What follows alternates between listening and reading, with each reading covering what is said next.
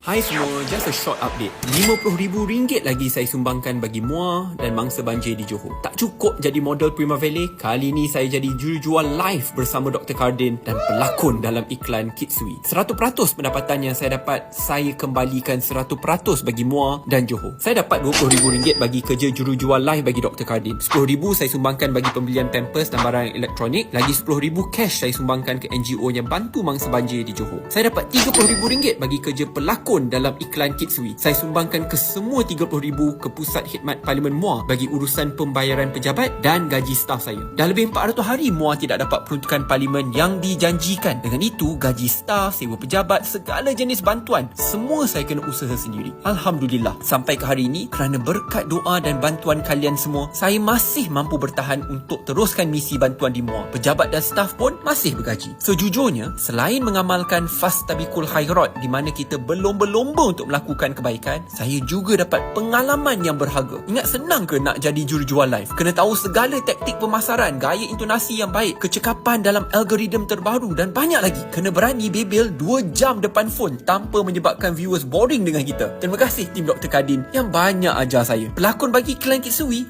lagilah humbling experience. Kena menari, kena berlakon. Saya ni dah lah tak pandai menari. Bila orang ke kiri, saya ke kanan. Mereka ke kanan, saya ke kiri. Aduh, maaflah kawan-kawan. Let me perform in parliament instead of the dance floor. I enjoyed it though. Saya ni memang orang yang tak boleh duduk diam. Saya suka bekerja dan saya suka belajar benda baru. To be a good leader, I will continue to learn different skill sets. Sekian, Syed Saddiq yang berkhidmat di Muar.